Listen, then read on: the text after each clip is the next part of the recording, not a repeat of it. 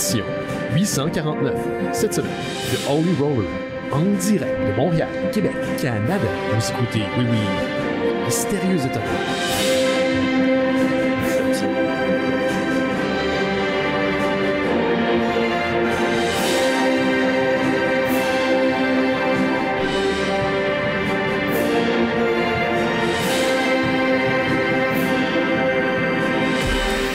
Bonjour à toutes et à tous, vous écoutez Les Mystérieux Étonnants, une émission en balado-diffusion consacrée aux BD et à l'ensemble de la culture populaire. Crie pas, commence pas à crier. J'ai des problèmes avec les voisins de ce temps-là. C'est rare que je suis là. Oui, mais là, je veux pas commencer, là, c'est une épopée, là, avec... en tout cas, anyway. Bonjour à tous, bon, là, ça c'est dit. Ben, merci au micro. Et cette semaine, je suis entouré d'une équipe dont les membres n'ont pas peur du Dalo.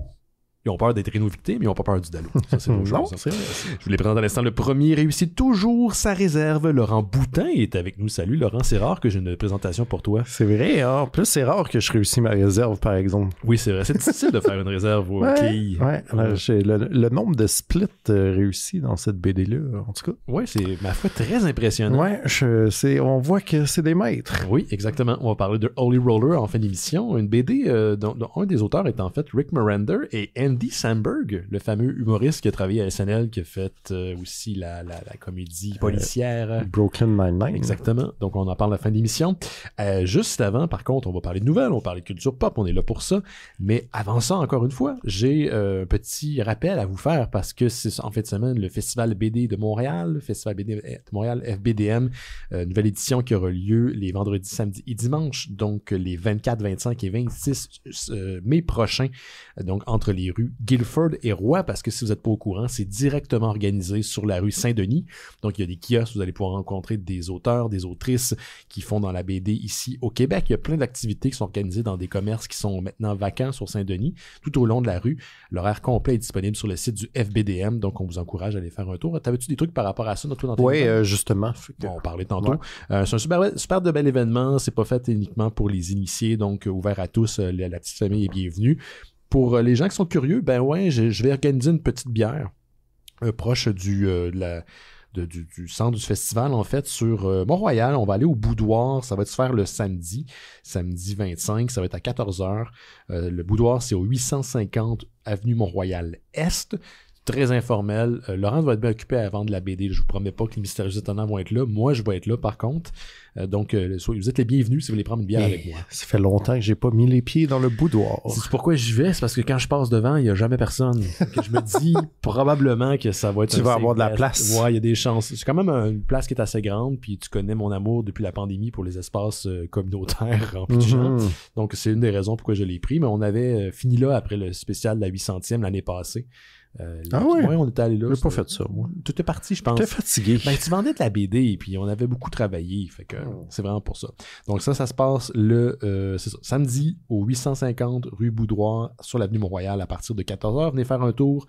Ne soyez pas gênés. Je vous envoie un appel à vous aussi, les gens du Discord. Donc, Laurent, t'es là cette semaine, on était supposé avoir notre amie Charlotte, mais elle a eu un petit empêchement de dernière minute. Ben oui. Donc, on a commencé l'émission un peu plus tard pour les gens qui nous écoutent en live. Désolé, ça arrive très rarement depuis qu'on n'est plus à Choc qu'il y a des problèmes techniques. Mais là, cette semaine, c'était malheureusement hors de notre contrôle. Ben écoute, pour une fois que je suis là au début du show, ben c'est ça. Là, je vois tout ce que je manque d'habitude. L'introduction. Ouais, c'est pas mal ça. L'introduction, c'est pas mal ça. Écoute, mais Laurent, avant de commencer les nouvelles, j'ai même un message vocal. Les gens nous ont laissé, une personne nous a laissé un speak pipe pour cette semaine. Nice. Donc, notre ami... je les entends jamais, ça non plus. jamais non plus. Tu vois, c'est une nouvelle expérience pour toi. Martin Riendo, qui est un auditeur de longue date, qui est un membre actif du Discord des Mystérieux Étonnants, qui nous a laissé un petit message. Fait qu'on l'écoutait en ce début d'émission. Hey, salut les LME, c'est Martin. Salut Martin. Cette semaine, avant de répondre à la question de Ben sur les annual events en comic, j'aimerais faire comme tout le monde et parler de Fallout et de X-Men 97. Bon, maintenant que c'est fait, la question de la semaine. Que pense-t-on des annual events en comics? Pour ma part, je trouve qu'il y en a trop. Et pour moi, trop, ça veut souvent dire fait rapidement. Par exemple, Dark Web, c'est pas Civil War. Puis Heroes in Crisis, c'est pas Crisis on Infinite Earth. Je crois qu'avoir une idée et en faire un event, c'est différent que de chercher une idée pour absolument faire un event. Vous en pensez quoi? À bientôt, la gang! Moi, en fait, je pense que c'est une super bonne analyse. Ouais. Je sais pas comment tu peux arriver à savoir que la personne a voulu créer un event pour créer un event, mais je comprends le sentiment que ça peut donner. Des fois, il y a des séries, des événements qui sont sentis un peu, qui sont un petit peu trop forcés. Toi, il me semble que tu suis pas tant d'events que ça. Je suis très peu de choses de façon mensuelle, mettons. Ouais, à part Hulk. Ouais, c'est ça, mais Hulk, puis les Fantastic Four, en fait. Mais c'est souvent des affaires qui sont pas nécessairement dans les crossovers, mettons. Tu sais, c'est rarement... On parle de plus dans la gang des Avengers, là, mettons, quand il se passe de quoi, du côté de chez Marvel, en tout cas. Fait que, tu sais, au pire, il y aura un incident avec des répercussions très mineures dans chacun des titres, mais rarement, je me dis, je suis en train de manquer de quoi. Quelque chose, ouais, c'est ça. Mais, tu sais, il me semble, quand j'étais jeune, puis que j'en lisais plus de comics, il me semble que, tu sais, c'était justement un événement, mettons. C'était pas à chaque année, il y en avait un comme aux 5 ans, là, wow, puis il se passait de quoi dans tout. Puis c'était vraiment un événement. Là. On est juste comme, bon, c'est quoi ça encore? OK, c'est une nouvelle événement. Mais il y a eu des périodes où il y en avait moins. Si on revient au début des années 2000, avant Civil War, les events avaient diminué, si je me souviens bien. Là, c'est une référence de presque 20 ans, mais quand même. Oui, je sais. Oui, je t'entends. Puis... Puis depuis, par contre, à cause du succès, notamment que cette série-là a eu, Infinite Crisis à l'époque, encore à peu près à la même période, les événements sont revenus un peu plus à la mode. Puis pour les gens qui savent pas ce que ça veut dire, les événements, c'est que comme on publie de façon mensuelle du comic book, de temps en temps, les créateurs de comic book, les maisons d'édition vont créer des événements qui englobent l'entièreté ou une quasi-entièreté des titres qui sont publiés. Donc un événement qui a des répercussions sur l'univers. Ça se passe partout. Des fois, c'est bien fait, des fois, c'est moins bien fait. Des fois, ça a, comme Martin le dit, pas vraiment de raison d'être. Je trouve qu'il y en a beaucoup. Moi, j'achète plus des singles depuis longtemps. C'est ça, le fait d'être décalé aussi, on dirait que ça crée plus l'excitation. Non, c'est ça, il y a moins l'urgence de lire le titre. Fait que je me rappelle que, genre, pour Secret Invasion, j'étais vraiment hype. T'sais, je le suivais, j'étais à jour dans mes Avengers puis tout. Puis il a fait... mais justement, aussi, c'était pas une montée... ça s'est pas passé en dedans de 2 numéros, là, puis il y a ça qui se passe, là, c'était... C'était un an à peu près?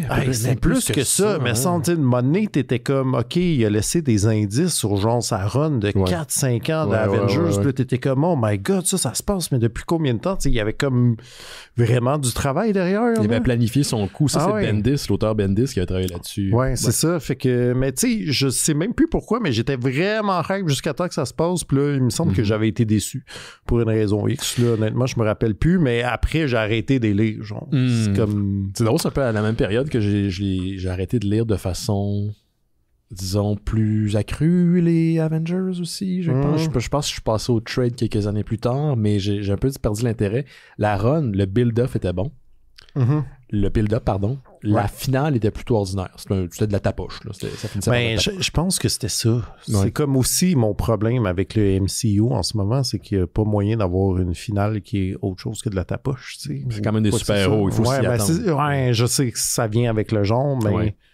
T'sais, fait que je suis comme, fait que c'est une grosse mêlée de tapoche avec une mort semi-importante obligatoire, genre. Qui va être renversée plus tard. Qui va être renversée dans 2 ans.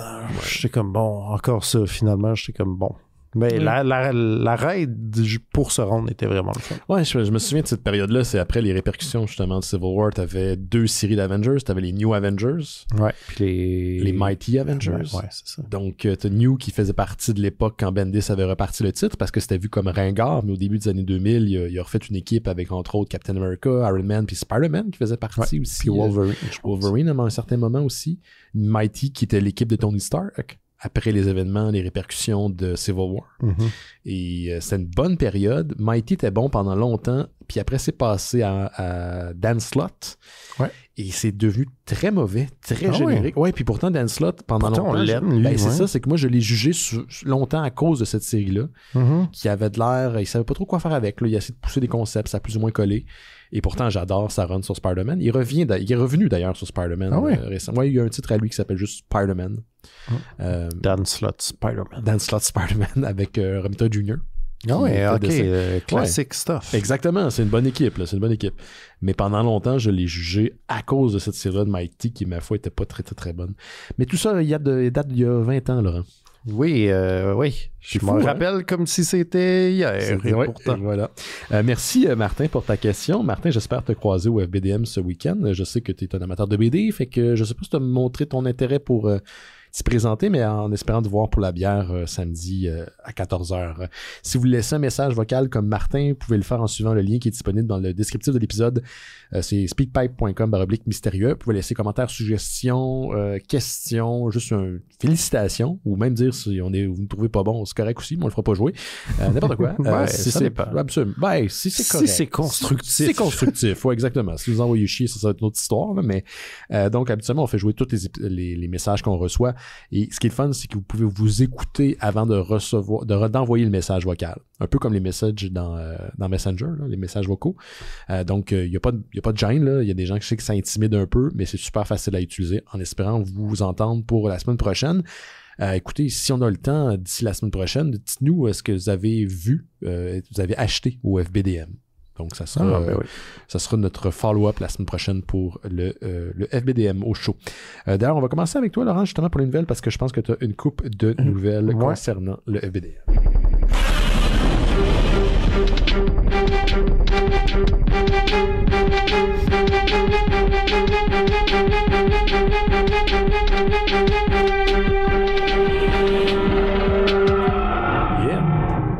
Good. En fait, cette semaine, j'avais pas beaucoup de nouvelles.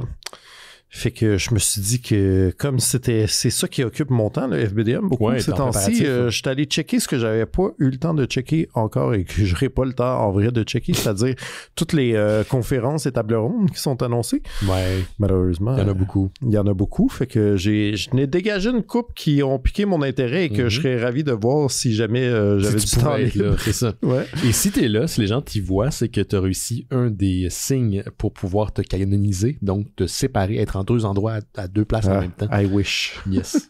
Je sais pas, hein. T'es-tu 2 fois plus fatigué quand tu fais ça?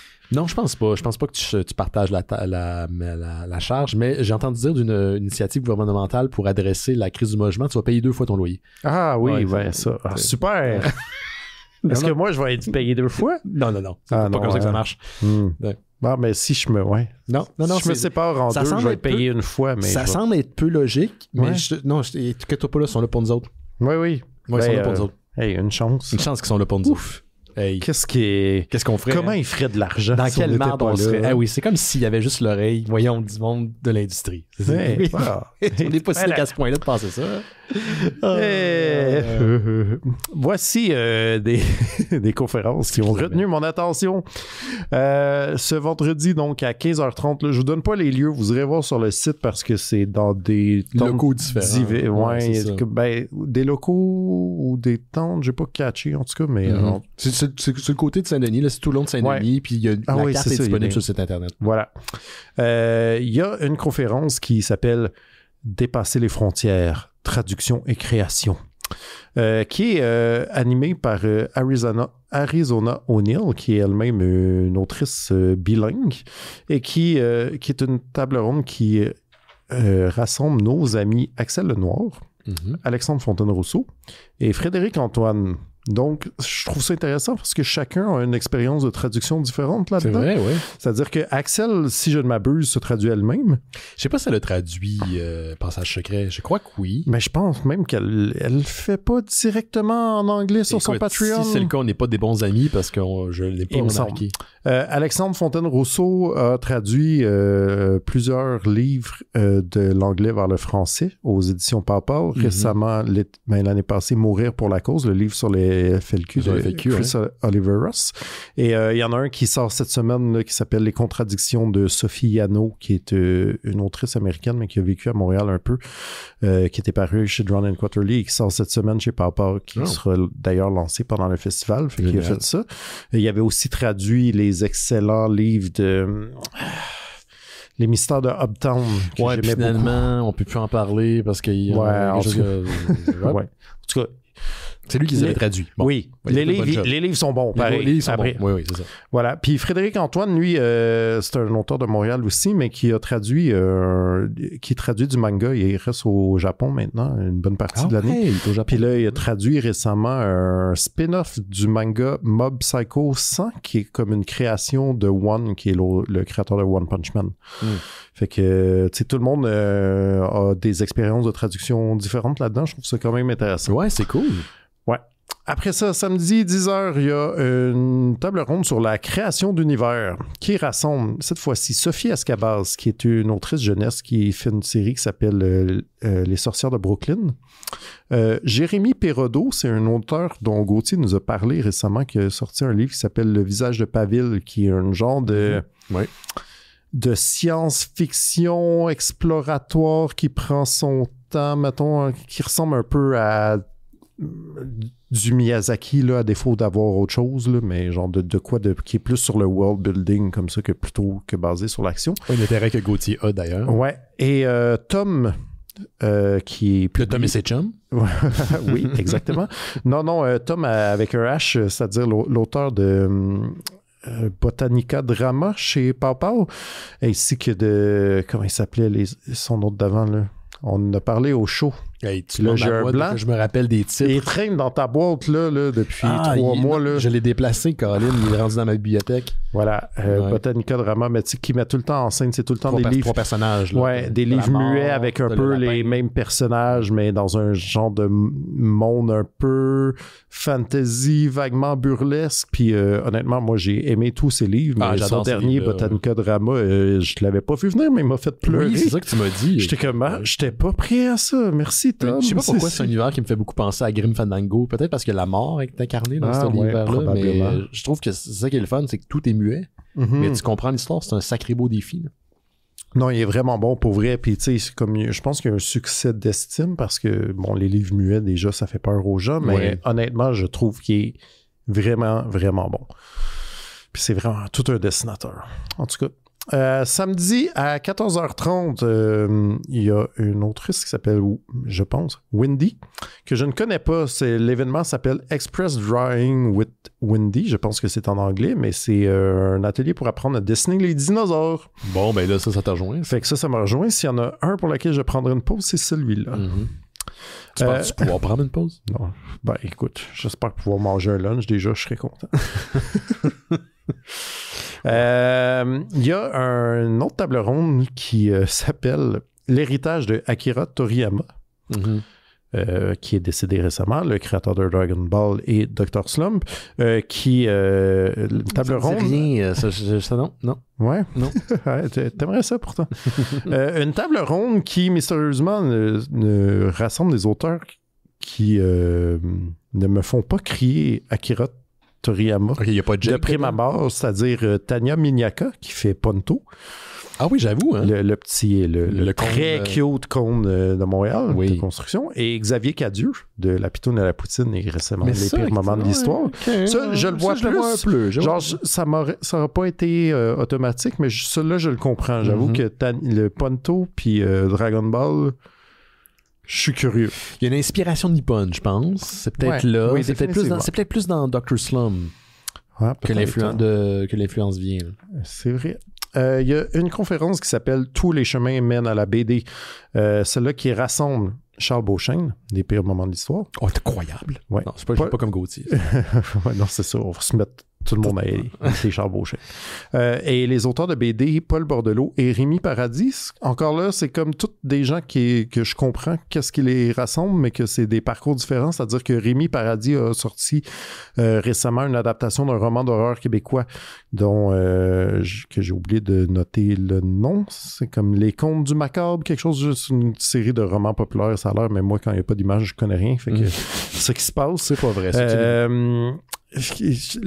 Son livre s'appelle La bête originelle, je pense. En tout cas, donc lui vient d'adapter un roman d'horreur. Paul Bordelot vient d'adapter encore une fois une pièce de théâtre en bande dessinée aux éditions de de nouvelles adresses. Puis il en avait déjà fait une l'année passée, une pièce de Fabien Cloutier. Et Charles Beauchesne vient d'adapter ses capsules, son podcast en bande dessinée. Donc, toutes différentes sortes d'adaptations. Fait que ça, je trouve ça quand même intéressant. Ça, c'est quand? Rappelle-nous la date, s'il te plaît. Ben, j'ai oublié de la noter, celle-là, fait que vous chercherez. Mais là, je pense que j'étais rendu au dimanche puis que je skippais plus mes infos. Puis on s'entend qu'il y a beaucoup plus d'activités. Allez voir le site non, là, j'ai samplé, mais il y a full d'autres affaires.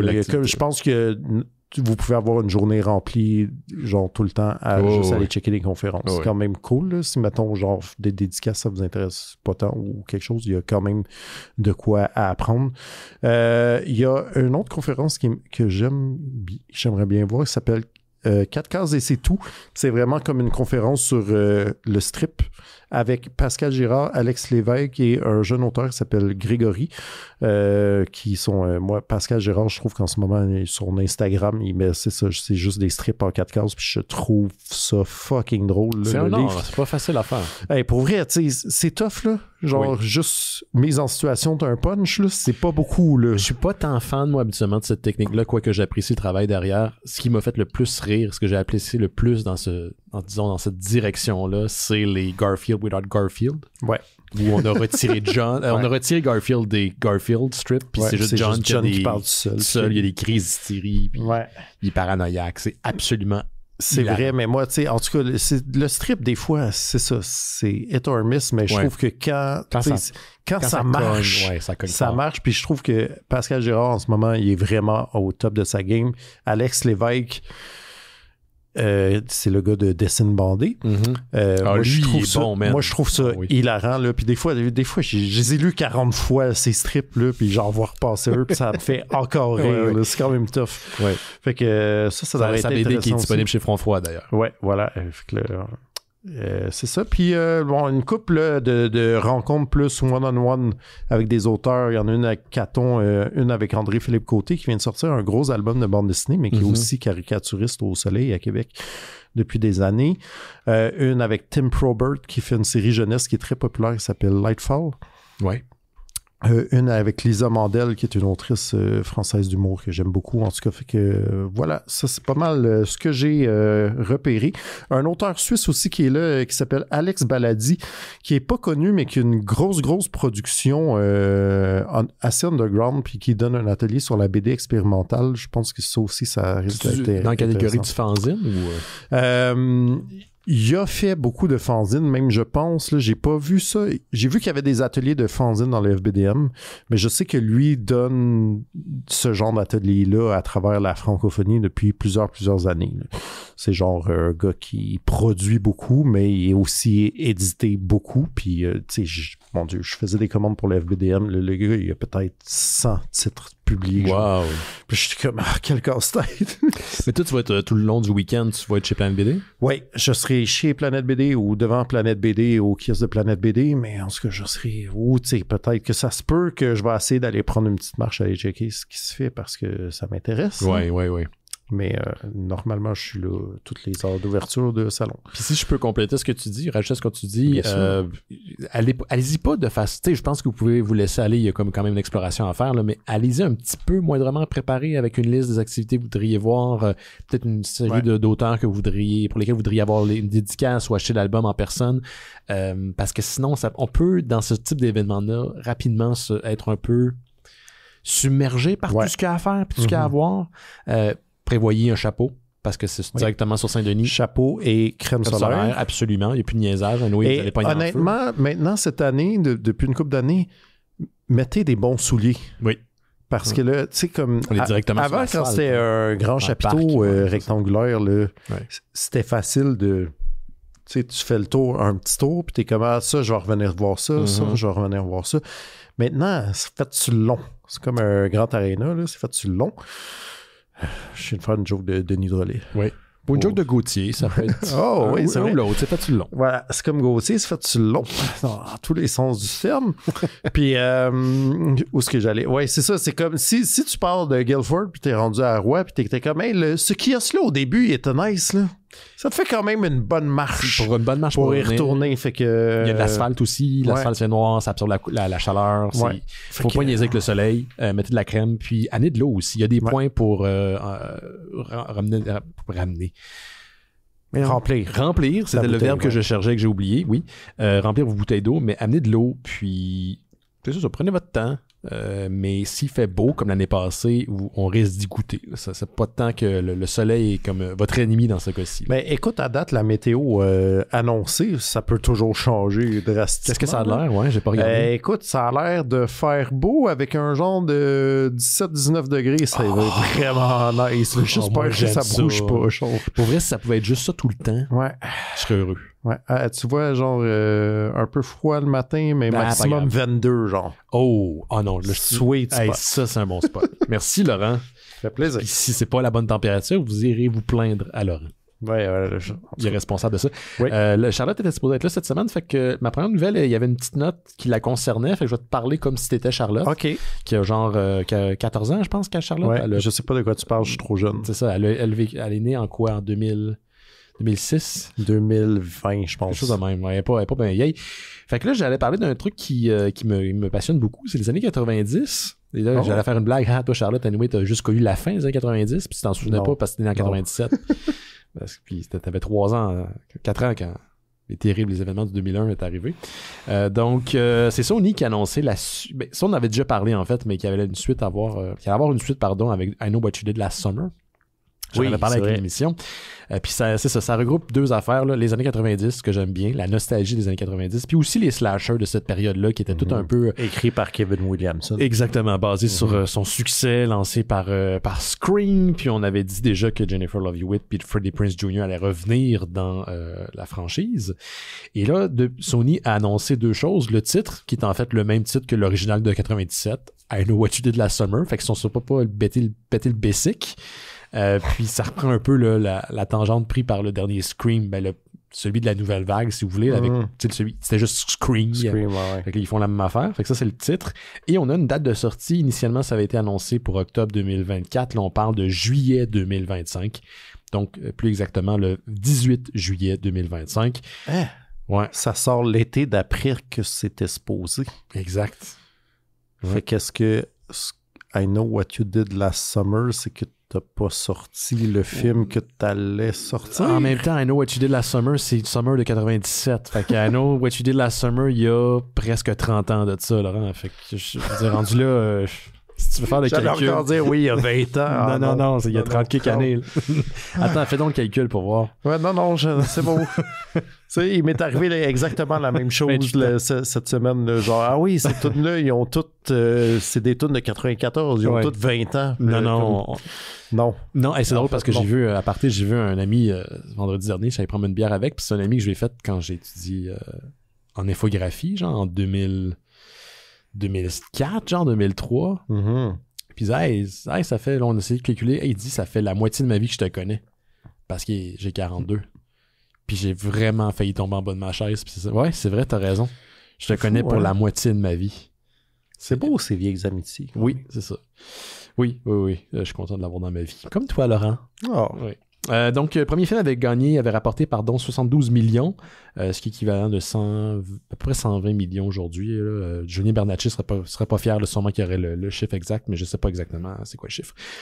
Puis ça avait été suivi en 98 de I Still Know What You Did Last Summer.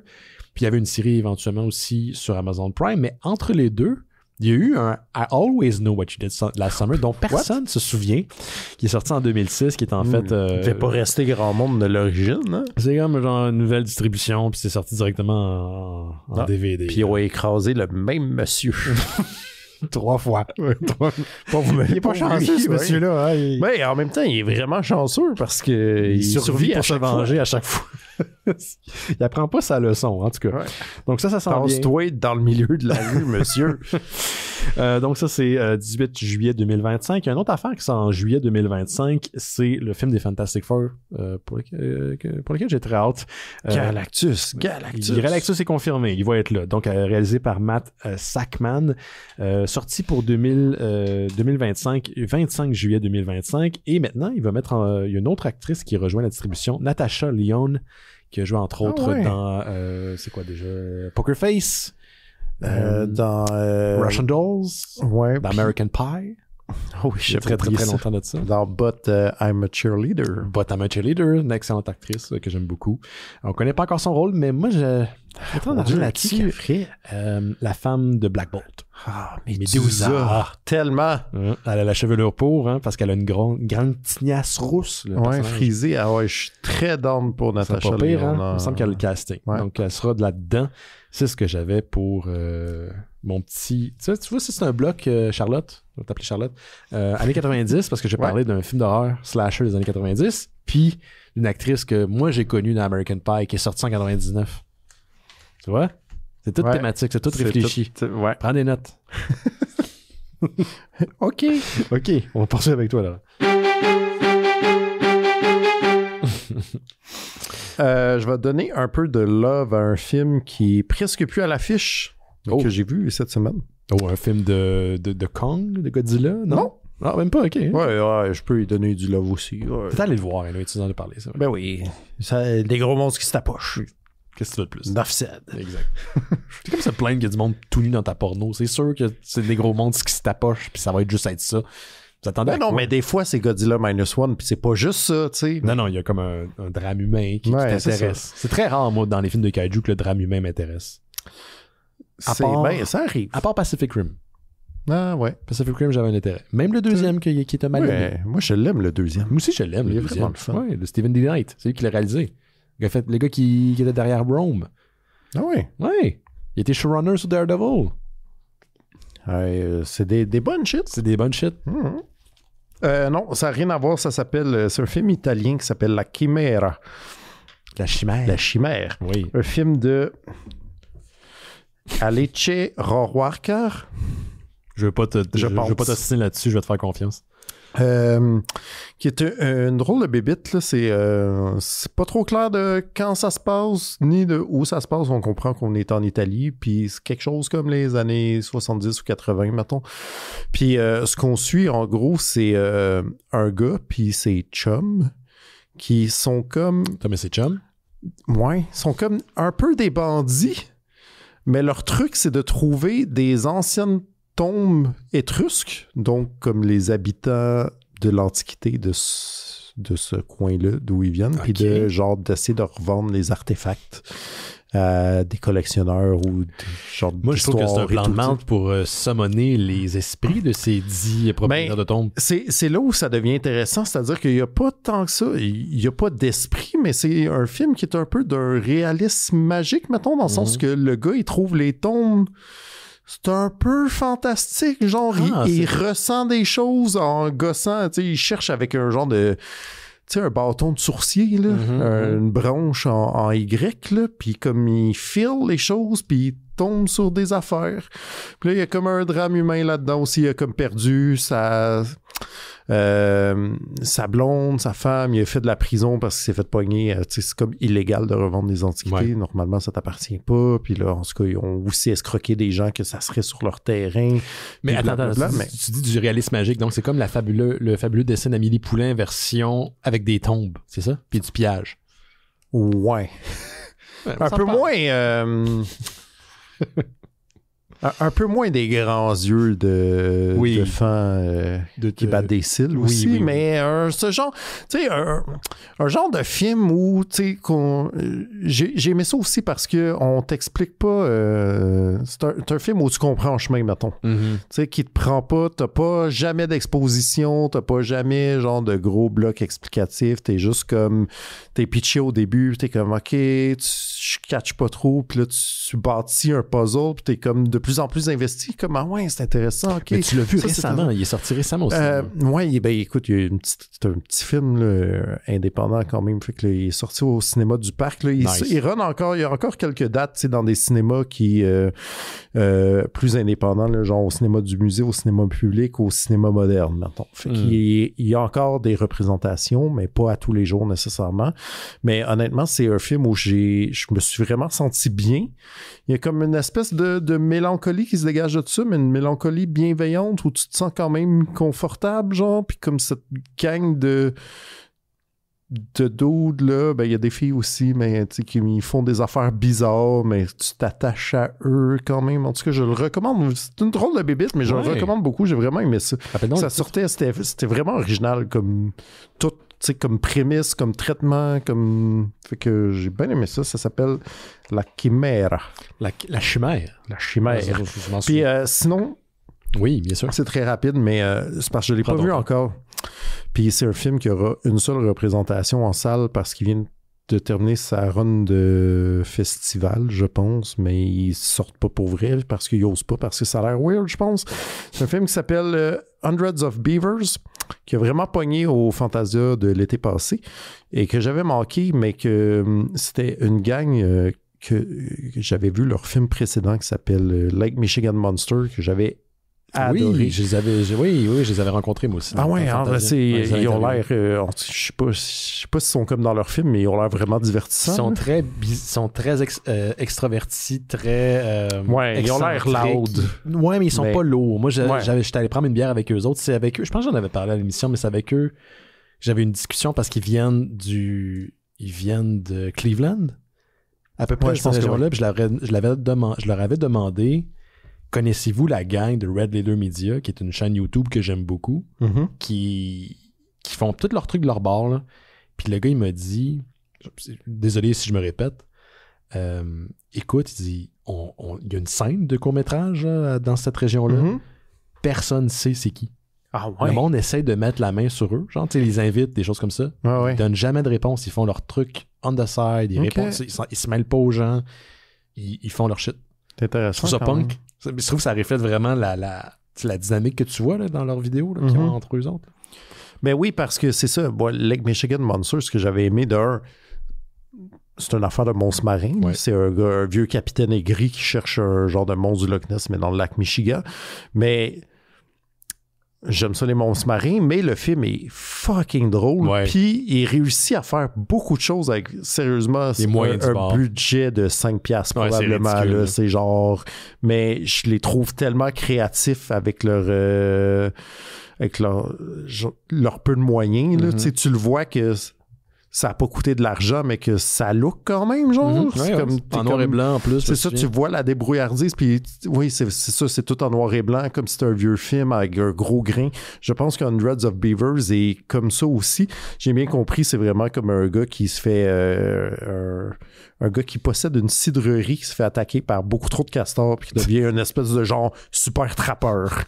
Ça ressemble un peu à ce qu'on va parler en fin d'émission, mais avec des boules de bowling. Voilà, mais puis tu sais, c'est aussi en noir et blanc, puis voire même, c'est peut-être muet celui-là. Là. Je pense que tu sais, j'ai vu le trailer, ça a l'air super burlesque. Là. La film est loin de 2018, je pense, à peu près.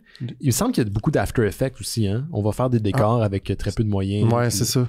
Mais tu sais, puis je veux dire, il y en avait un monstre marin pour vrai dans Lake Michigan Monster, puis c'était comme fait en carton, mettons, là, mais ça marchait full. Là, ça marchait bien avec l'esthétique. J'ai regardé, il est disponible avec Michigan Monster sur Amazon Prime et sur Tubi pour les gens intéressés. Ah ouais, sur Tubi aussi. Sur Tubi. Fait que si vous voulez l'écouter de façon gratuite. Ça, je le recommande chaudement, mais c'est ça, leur nouveau film qui aura une seule représentation, c'est samedi prochain, le 25 mai à 9h30 au Cinéma du Parc. Oh. Fait que si ça vous intéresse, ne le manquez pas. Mais c'est ça, j'ai confiance que ceci sera un autre film hilarant qui sort vraiment de l'ordinaire. Ben merci Charlotte. Charlotte, est-ce que tu aimes les films d'horreur? Oui, mais juste ceux faits depuis que je suis né. Donc, pas les meilleurs films d'horreur du monde. Quoique la nouvelle vague des films d'horreur est intéressante. On a de New Horror. Sans joke, je suis allé au cinéma cette semaine, hier en fait. Puis au Cinéplex, là, t'as tout le temps des interviews avant les previews, t'as comme du monde qui parle de leur film. Puis là, il y avait la fille qui joue Cheryl Blossom dans Riverdale. Oui. Qui parlait d'un nouveau film qui s'appelle The Strangers Chapter 1. Puis là, dans le film, il est comme, ah ouais, tu sais, on est vraiment fan du film original. Puis tout, puis je suis comme, ah, ça me dit rien, The Strangers, ça doit être un vieux film d'horreur, tu sais, que j'ai pas 2000, vu, tu sais. Puis là, j'étais allé voir, puis j'étais comme, ah oui, OK, on est rendu à faire des remakes des films de 2008. Ouais, c'est ça. C'était hier, là, il est encore à l'affiche. Qu'est-ce que vous faites?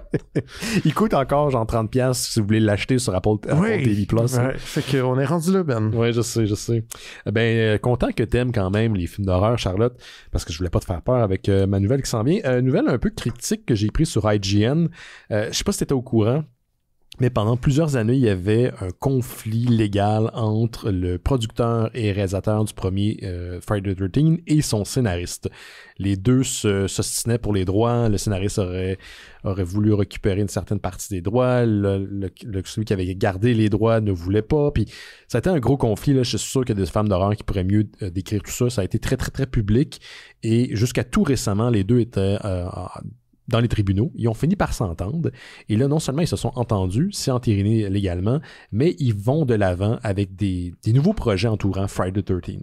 Okay. On a autre chose, un projet qui s'en vient du côté de Peacock, qui est le service de streaming de NBC. Oui, on l'oublie. Hein? Oui, on l'oublie. C'est comme le mal-aimé, le petit cousin weird dans le coin. Déjà, c'est comme si Paramount, c'est un cousin qu'on voit pas souvent. Oui. Là, c'est comme son enfant weird. Oui, c'est ça. Paramount, c'est le cousin qu'on voit pas souvent, mais qui a de l'argent. Ouais, Peacock, c'est l'autre. Oui, c'est ça. Donc, il y a une série qui s'en vient qui s'appelle Crystal Lake. Ça, c'est pas nouveau, là. Ça fait longtemps que ça a été annoncé. Initialement, c'est ça qui était intéressant. C'était produit par Bryan Fuller, le gars qui était derrière la série Hannibal. Puis moi, j'aime beaucoup Bryan Fuller. J'aime beaucoup Hannibal. Puis j'étais comme, oh, nice, c'est entre bonnes mains. On parlait de Kevin Williamson, était aussi lié au projet. Les deux ont quitté depuis. Quoi qu'il en soit, Crystal Lake est un prequel à Friday the 13th, puis ça s'en vient du côté de Peacock. Ça, c'est un des projets qui est entre autres produit par les deux créateurs originaux de Friday the 13th. Puis là, ils ont annoncé un truc qui, pour moi, a l'air de la phrase la plus cryptique, la plus opaque, qui veut absolument rien dire, mais qui veut tout dire en même temps.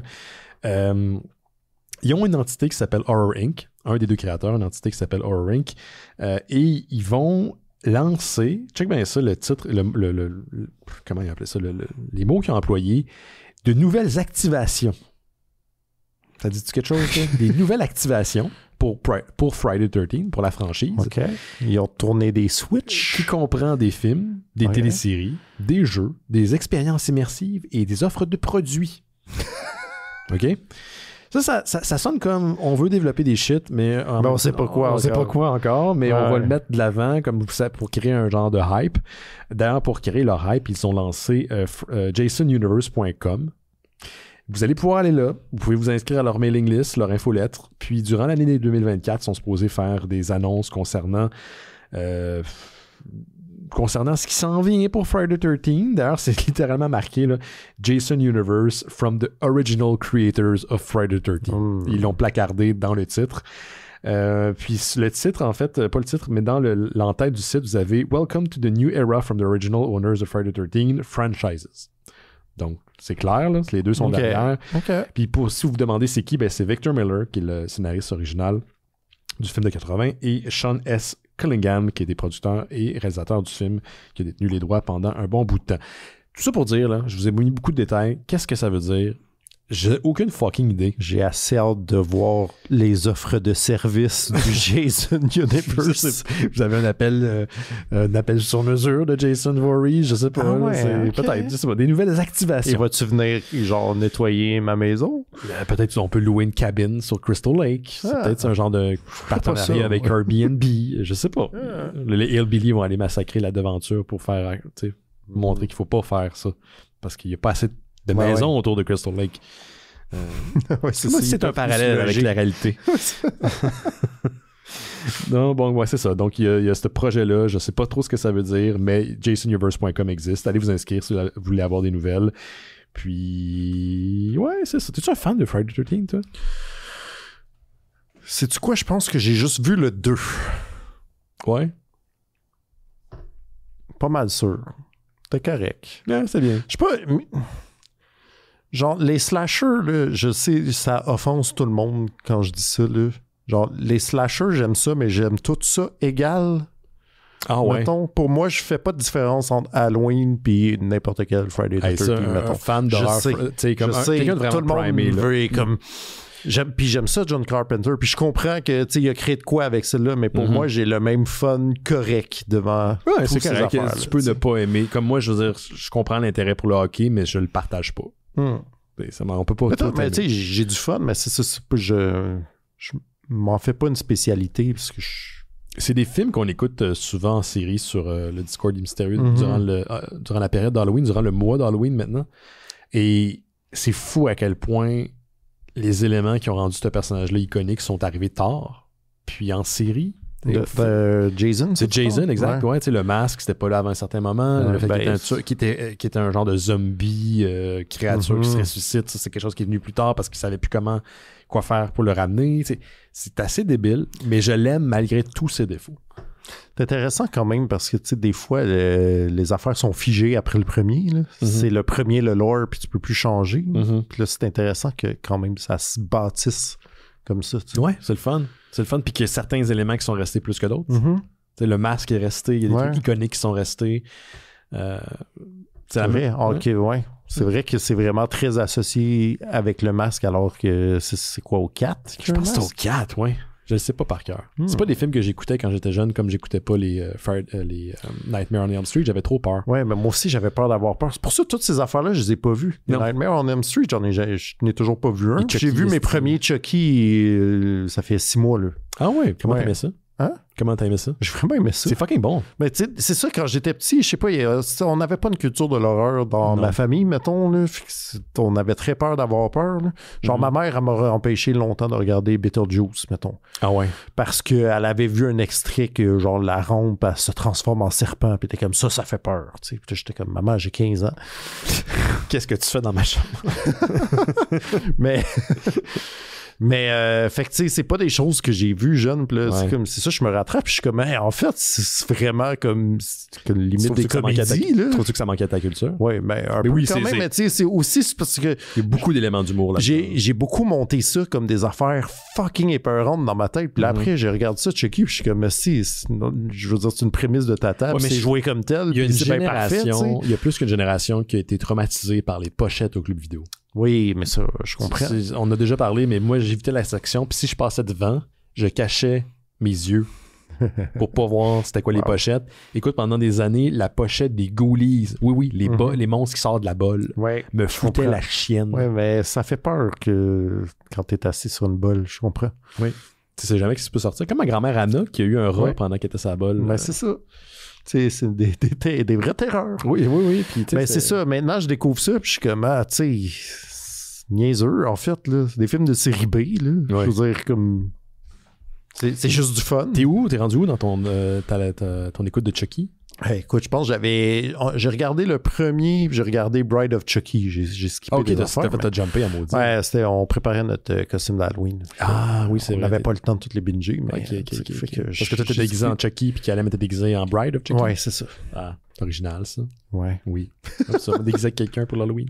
Puis, en tout cas, mais si t'as la chance éventuellement d'écouter la série, écoute les films, par contre, là, parce que là, tu vas devoir comprendre, c'est une lettre d'amour à la franchise. Attends, il faut que je regarde, parce que là, il y a un reboot. Non, écoute pas, le reboot est correct. Moi, j'ai pas détesté le reboot. Je crois que c'est pas dans la même continuité, mais écoute, les films... Fait que c'est la continuité de... Mais tu sais, c'est aussi un lore qui se tient. Ça aussi, c'est intéressant, je trouve. Oui. Puis la série ramène tellement d'éléments des films, c'est hallucinant.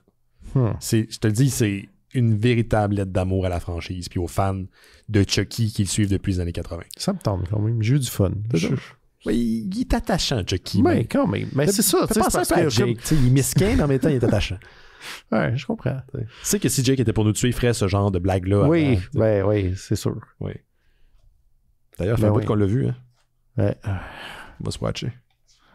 C'est ça. Il est peut-être tombé dans une cateinture. Who knows? Qui sait? Vas-y donc, Laurent. Oh, attends. Oui, vas-y. Hit me up. Yes. Je vais vous parler d'une bande dessinée. Nice. Que j'ai lu cette semaine. BD, hein. Ouais, une chance. Hein? Une chance parce que sinon, je sais pas qui a mis tous ces livres chez vous. Ouais, non, c'est ça. Ouais, puis qui va les déménager. J'ai lu un livre qui s'appelle « Vivre libre ou mourir ». Est-ce que c'est quelque chose qui te dit de quoi, Ben? J'ai pas mal entendu ça dans les 4 dernières années, fait que je suis comme un peu tanné.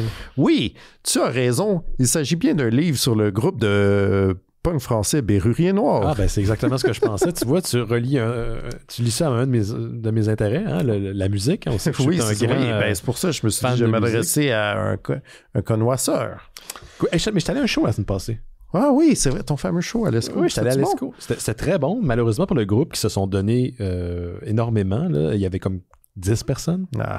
dont un papa qui avait conduit 3 heures de l'État de New York avec sa fille pour venir voir le show. Il tripait beaucoup plus que sa fille. Ah. Je pense que sa fille était une excuse pour venir voir le show. Très bon show, très beau band de Toronto qui s'appelle Short Walk to Pluto. Ah oui, OK. Ouais, très bien. Écoute, tu aurais dû le plugger avant. J'ai pensé après. Là. Donc, Vivre libre ou mourir, c'est une bande dessinée de Nicolas Mauguet, Arnaud Le Goueflec. Encore là, excusez ma prononciation. C'est sous-titré Punk et rock alternatif en France 1981-1989. Alors, je soupçonne que toi, Ben, c'est pas des choses que tu as écoutées particulièrement. Non, j'ai pas écouté vraiment de musique. Moi, j'ai eu ma passe Bérurier Noir à jeune adulte, quand même. On parle donc d'un punk français très anarchiste. Très minimaliste, là, on parle d'une boîte à rythme qui fait le drum puis d'une guitare très efficace, très très bon riff. C'est un one-man band? Il était 2. Okay. Ben, il était 2 au début, puis après ça a viré en plus de monde, mais pas nécessairement des musiciens parce que ça a viré légèrement circambulant, mettons. Ah ouais. Fait que genre des cracheurs de feu, des acrobates, des danseurs, c'était comme toute une expérience pour ceux qui l'ont vécu. Mais c'est pas seulement, c'est beaucoup sur Beru, mais c'est aussi sur plein d'autres groupes de punk français de ces années-là. Puis encore une fois, c'est 2 auteurs qui avaient sorti un livre déjà qui s'appelle Underground, qui était des livres en chapitre sur des musiciens mondiaux cette fois-ci, mais le titre le dit, qui sont plus underground ou un peu plus bizarres et tout. Puis Ben, je m'y connais quand même en musique. Oui, je sais que tu es un grand j'allais dire cinéphile. Tu vois à quel point, genre. Ouais, un grand cinéphile de la musique. Un grand cinéphile de musique, oui. Le livre Underground, c'est le livre, la BD, en tout cas, que j'ai lu qui m'a fait le plus découvrir de choses. C'est quoi? C'est que ça couvre une période dans... Ben là, c'est Underground, ça couvrait tout, mais toutes des affaires un peu bizarres et champ gauche. Tu sais, j'en connaissais déjà un peu, mais j'ai découvert beaucoup de choses. Puis là, c'est la même chose avec ce livre-là. C'est-à-dire que Beru, je connais ça, j'ai écouté ça quand j'étais jeune adulte. Je les ai vus en show, leur seule et unique fois de leur comeback en 2004 sur les plaines à Québec. Wow. Ceux qui étaient se rappelleront de la boîte. T'es sûr que t'étais pas à Woodstock 99? Oui, pas mal sûr. Moins de feu. Oui, il y avait moins de Limp Bizkit. Ouais, au moins. Douche. Je m'en rappellerais si j'avais vu Limp Bizkit, ceci dit, mais c'est jamais arrivé. Fort heureusement. Je comprends. J'aime ça, savoir que le monde partage une certaine haine comme moi de Limp Bizkit. Parce que quand j'étais jeune, puis que je voyais la horde de crétins tripés vraiment solides sur cette bande-là, je me sentais tout seul à les trouver douchebag. Ouais, j'ai quand même aimé ça, mais genre 2 mois. OK, je te pardonne. Ouais, je suis désolé si vous avez aimé ça. On est des adolescents. Parce que moi, ça représentait le groupe de personnes qui me bouliaient quand j'étais jeune. C'est sûr. Ouais, ça venait moins avec ça. C'était comme plus marginal. Comme mais donc, bref, c'est vraiment sur... j'ai encore une fois beaucoup appris et rajouté de choses à ma liste de choses à écouter sur le punk français. Ça va vraiment comme creux, puis c'est vraiment intéressant dans le sens que la plupart de ces gens-là, il y en a des décédés depuis, mais il y a encore des gens vivants. Fait que c'est comme l'équivalent d'un documentaire de Talking Heads, mettons, pas le band Talking Heads. Pas le band Talking Heads, mais de tête parlante, mais de gens qui ont fait partie du milieu dans ce temps-là. Fait qu'il y a beaucoup d'intervenants qui racontent leur petite histoire, comment ça marchait. Puis on parle d'une période là, où, pour vrai, être jeune en banlieue en France, ça avait l'air de l'hostie de marde. Quoique je pense pas que ça s'est amélioré depuis. Là. Ben, je sais pas. D'après moi, il me semble que j'entends moins parler de bagarres avec des skinheads.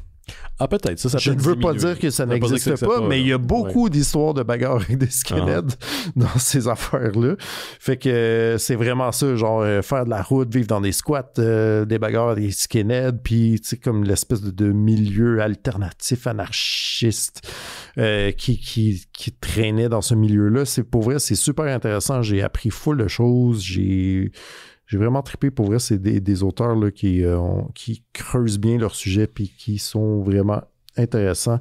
Ça m'a fait ressortir mes vieux disques de punk à fond la caisse chez nous. Puis j'étais bien ravi de ça. Fait que si c'est quelque chose, une scène qui vous parle et qui vous intéresse, Vivre libre ou mourir, c'est vraiment bien. C'est un peu déprimant par contre parce que la plupart des intervenants, ils ont le même...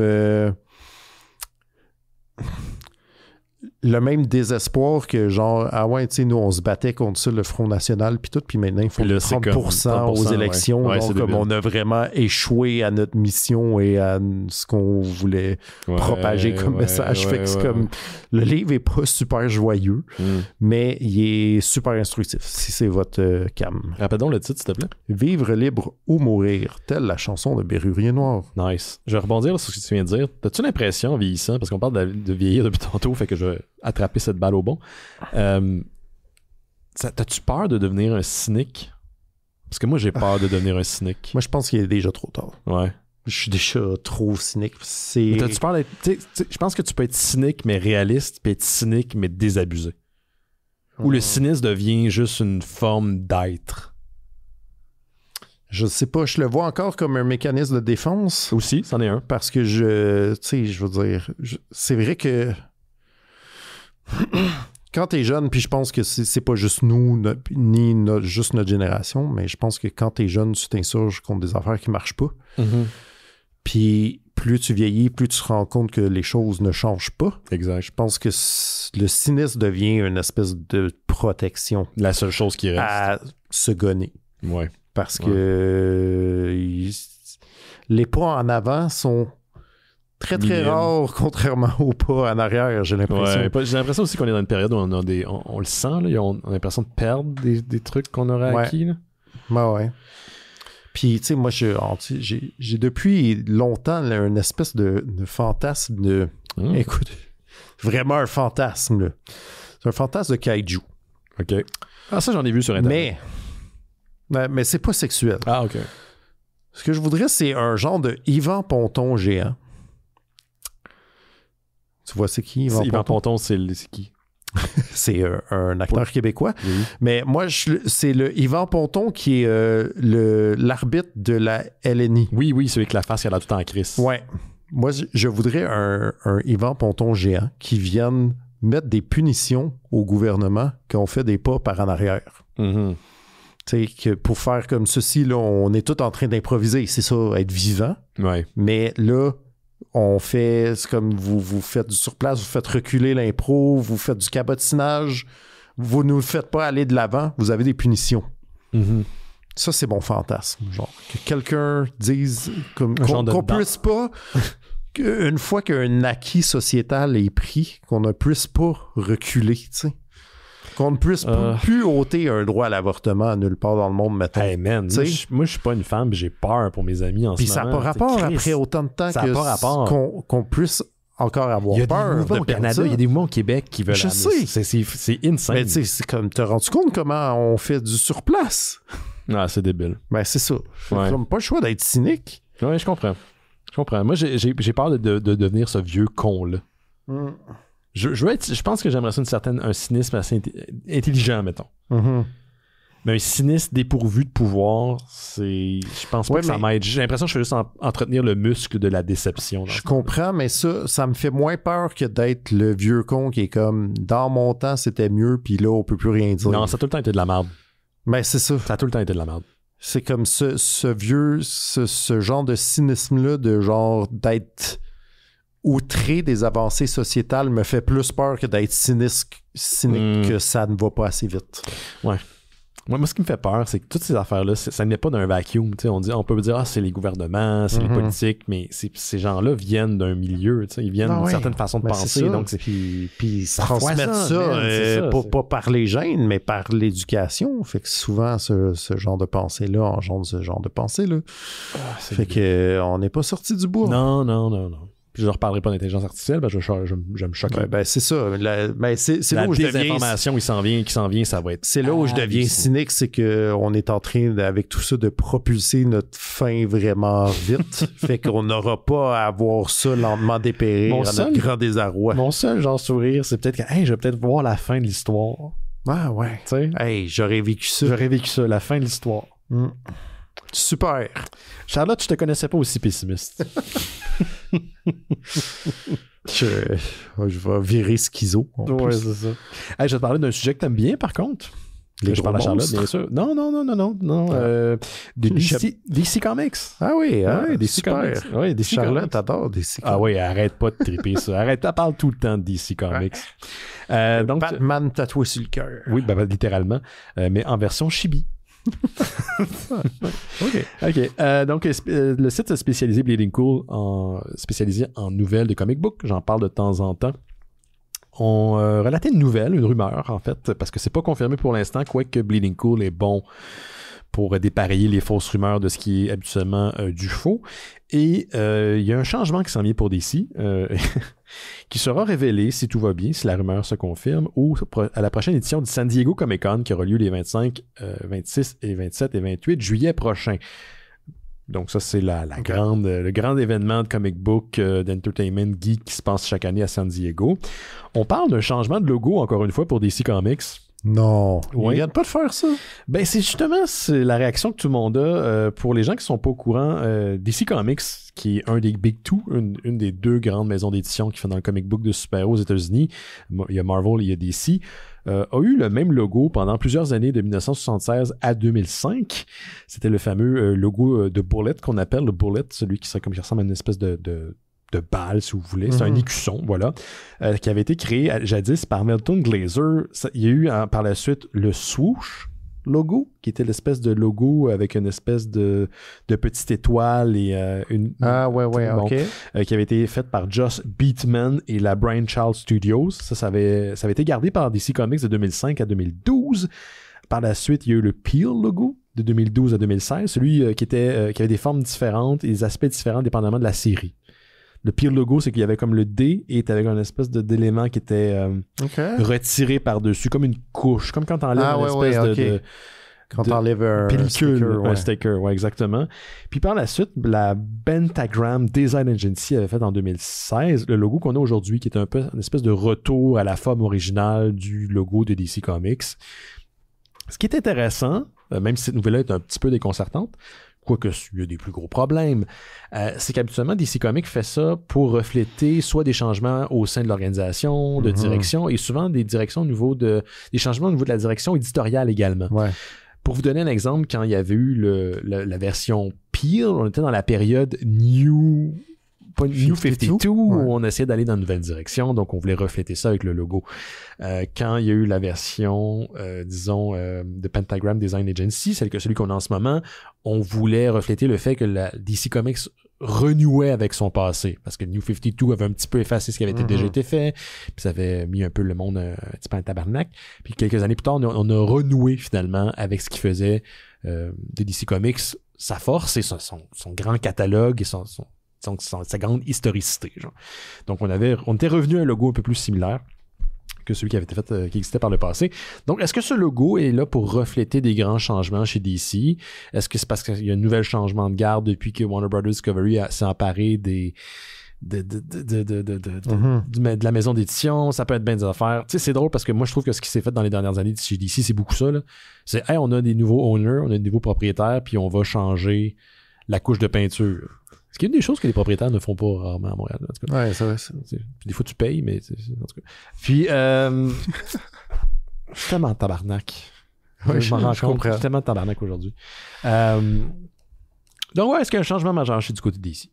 Est-ce que ça va être lié un peu à ce que Yannick Belzil nous a parlé dans les dernières semaines? Est-ce qu'il y a comme quelque chose qui s'en vient de gros chez DC? Un gros reboot. Un genre gros reboot. Il me semble que ça avait pas l'air d'être tant le bordel que ça en ce moment. Pas en ce moment, mais c'est... On dirait que c'est comme culturel chez eux. DC, quand ils savent pas quoi faire, ils rebootent. Ils font des soft reboots.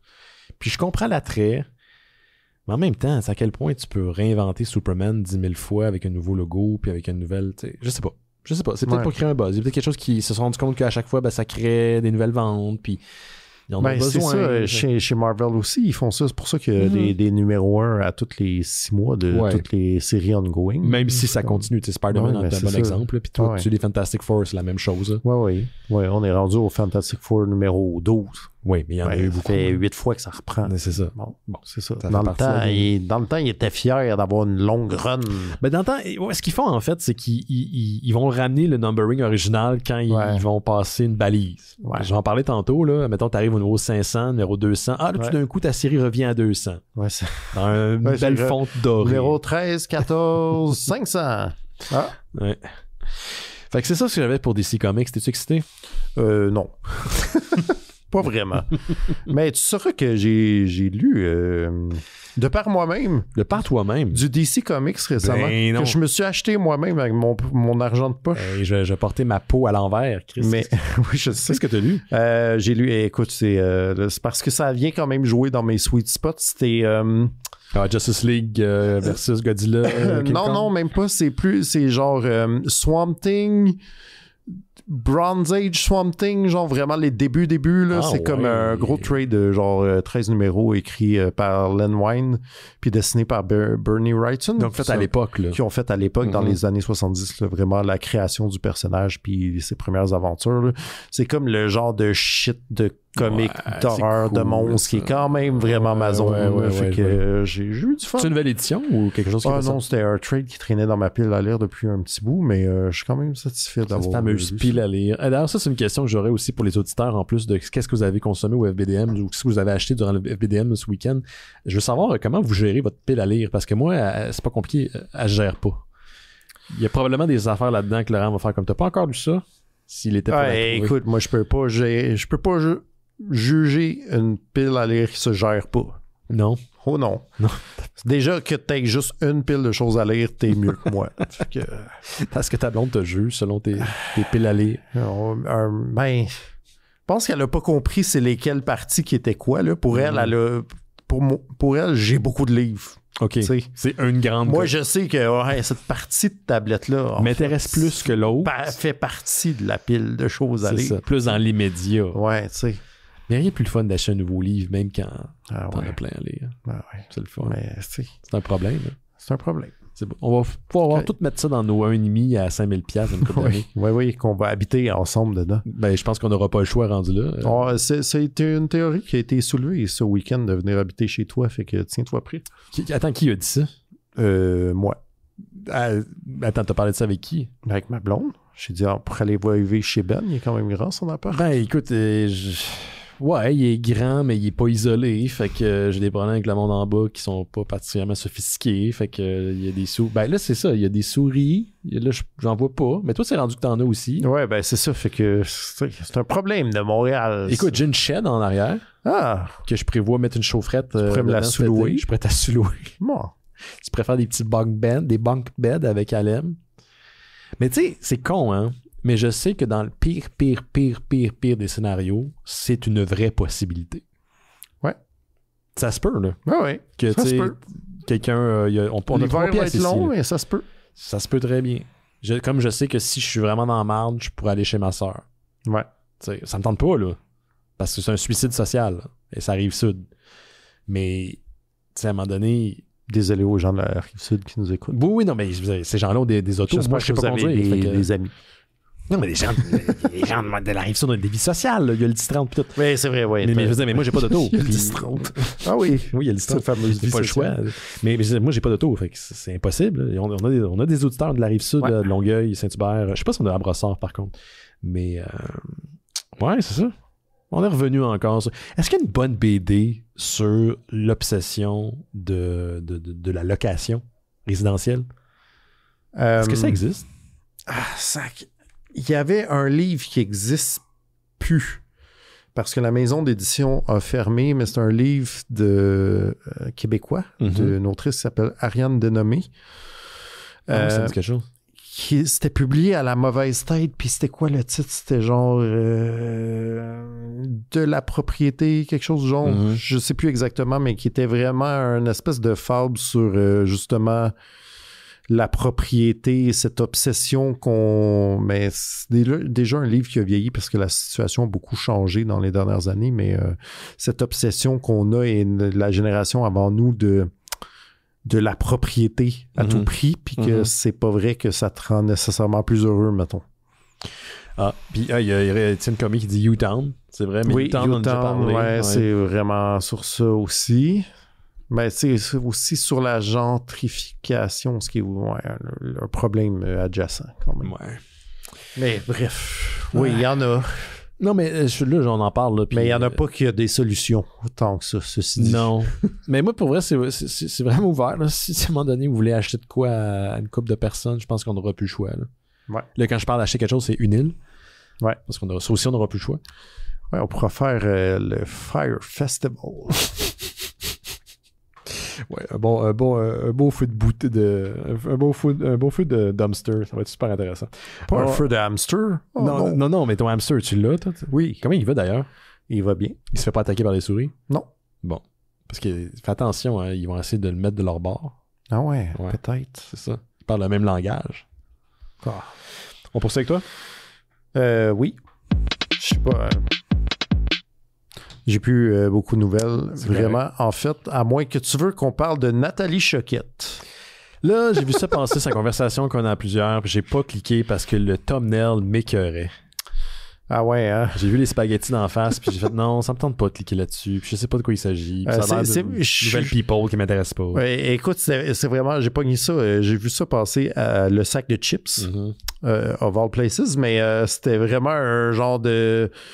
Je me suis dit, ceci est un clickbait qui va m'avoir. Là. C'était genre, le titre, c'était genre Nathalie Choquette va à Britain's Got Talent et lance des spaghettis sur les juges outrés et fait un scandale au Royaume-Uni. On dirait une espèce un événement créé par un algorithme.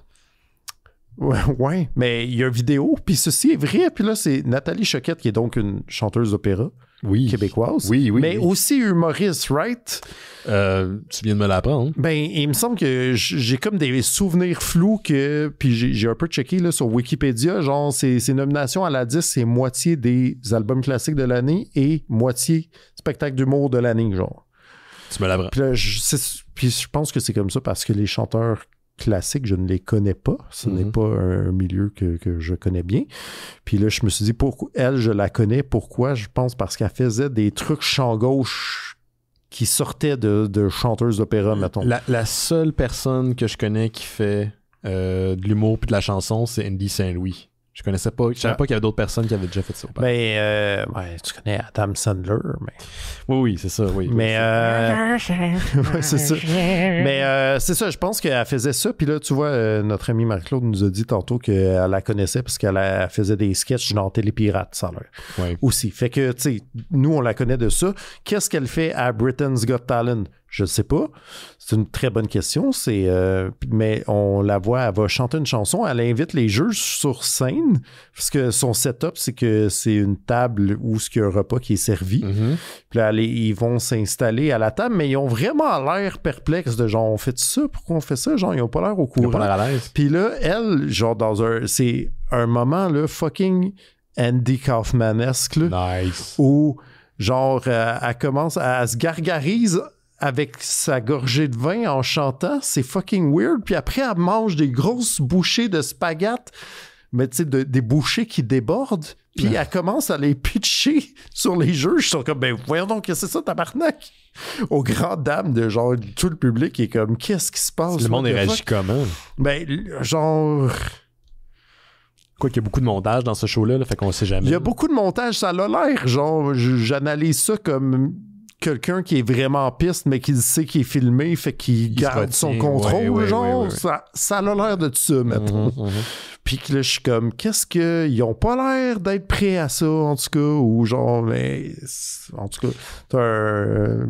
Fait qu'elle en a pitché sur Simon Cowell?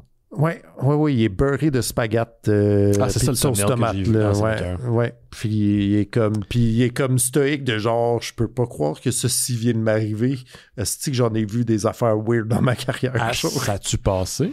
Est-ce qu'elle a été... Non, elle a pas été choisie, étrangement. Je pense. Étrangement, mais en tout cas, c'est un drôle de moment. Si jamais... Moi, j'étais comme... Ceci est comme une performance. On dirait qu'il y a eu un dare, là, genre pas game d'aller à Britain's Got Talent puis de genre leur pitcher de la bouffe. C'est comme... En tout cas, fait que merci le sac de chips. J'ai été diverti dans ma fin d'après-midi avec ça. Excellent. Dernier truc pour moi, j'avais ça dans ma poche. Je vous parlais tantôt des numéros qui, de temps en temps, reviennent à leur numbering d'origine. Là. Ouais. Donc ça, c'est un bon exemple parce que IDW Publishing, qui possède les droits de Star Trek depuis longtemps, qui ont publié de nombreuses séries de Star qu'il Trek. manquait de quoi à Et chaud, voilà, là. le cercle est maintenant complet, Laurent. Donc, ils vont sortir le 500e numéro de Star Trek qui va être publié le 4 septembre prochain. Ça va être en fait un numéro spécial d'anthologie avec 7 histoires uniques qui se passent dans l'univers complet de Star Wars. Donc, on a des histoires qui se passent dans l'ère de TNG, de Star Trek Strange New World, Lower Decks. Donc, 7 histoires au complet. Il y en a une d'ailleurs qui est signée par Patton Oswalt, un humoriste et comédien, et Jordan Blum, qui parle de la psychologie des Tribbles, donc les petites créatures poilues qu'on a vues dans un des épisodes de la Original Series qui a été ramené par la suite d'un épisode de Deep Space Nine et dans justement Strange New Worlds. Il va avoir aussi un numéro préquel à la série Star Trek Defiant, que moi j'ai suivi récemment. C'est une série qui suivait les événements Star Trek Deep Space Nine. C'est quand même très bien. C'est 2 séries parallèles qui montraient 2 facettes d'un conflit qui opposait 2 équipes en fait différentes de Starfleet. C'est très bien. J'avais bien aimé ça. Donc, tout ça s'en vient en mois de septembre. J'ai pas plus de détails, mais je trouvais ça intéressant de souligner qu'eux autres, ils mettent le numéro 500, quoique la série Star Trek comme telle a eu plusieurs itérations. C'est pas tout le temps la même équipe. C'est pas dans la même époque. Mais eux autres, ils ont dit, hey, on est rendu à 500, donc on fait un numéro spécial pour l'occasion. Donc, ça s'en vient, si vous êtes intéressé. Et j'étais pas arrivé au show encore, mais récemment, il y a un auditeur qui nous avait envoyé un speakpipe que sa question, c'était comme, c'est quoi l'affaire gay que vous osez pas, là? Oui, c'est vrai qu'on n'a pas osé encore aborder personnellement. On s'est pas pitché là-dedans. Puis genre, moi, c'est vraiment Star Trek. Mm-hmm. Genre, il y a comme une partie de moi qui est pas mal certain que j'aime ça, Star Trek. Ben oui, c'est bon. Mais que je contemple